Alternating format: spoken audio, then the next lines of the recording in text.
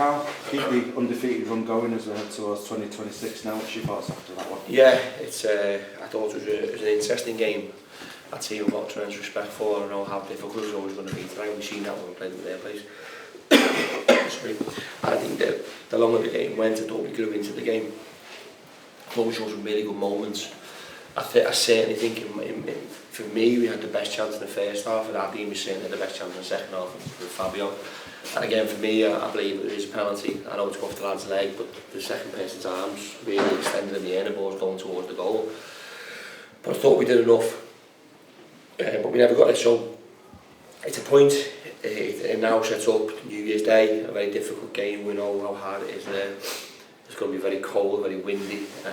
We've got to make sure that we stand up to that challenge. And yeah, got a lot more to come from us. I'm so proud of them. I really am. Well, what Alex was saying after the Harrogate game was sometimes you have to win ugly, and we almost did that tonight. Really, there was a couple of good opportunities. It was really funny. I said to Alex on the phone after the game, people sort of said, "Oh, these 4-3s, you got to be careful, you got to be a bit more cute." And then you win 1-0, and they go, "Well, we're just free flowing today," and then you get a good 0-0, and they, "Ooh, have the goals dried up?"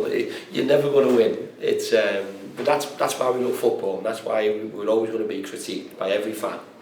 And we know, and that's what they're there to do. They pay the money, and they have the ability to have an opinion.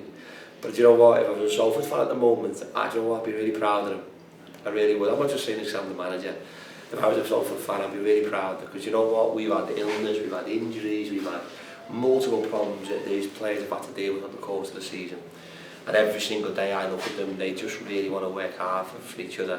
And they care about the football club. I don't think that has been the case a lot of the time. People see there's a money cow there and go there and just play. That's not the case with these lads. These lads really do care.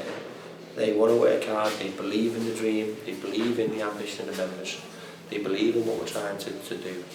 And let's look at just the numbers in itself. In the last 10 years, the 80 points has been the consistent average for automatic promotion. But at 40 halfway through the season, it's only halfway. 89 points has won the league as an average over the last 10 seasons. So we're 4 points off that, as obviously for the first half, or 4.5 points.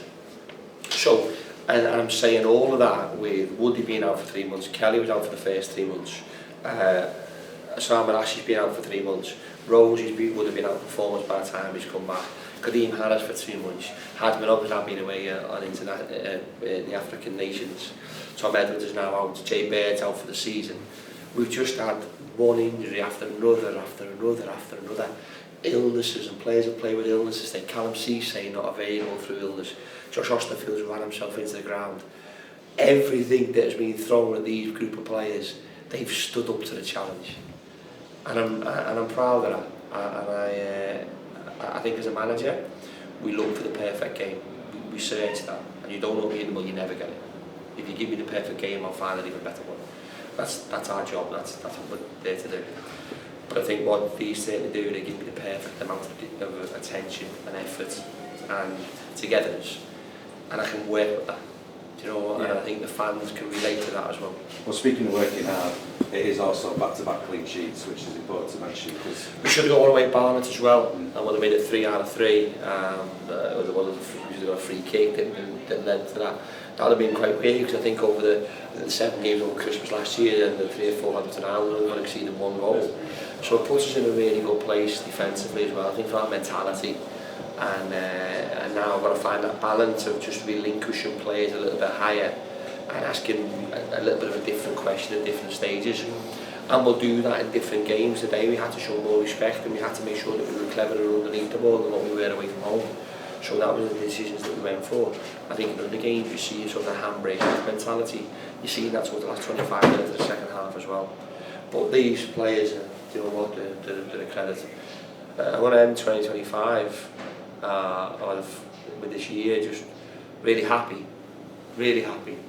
We missed out by a point in the May, was it? Yeah.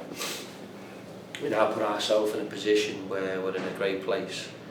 So I don't think this year's been a write-off. I think if you look over the calendar year, I think we've accumulated an awful lot of points, and we've just got to make sure now that we put our foot to the floor.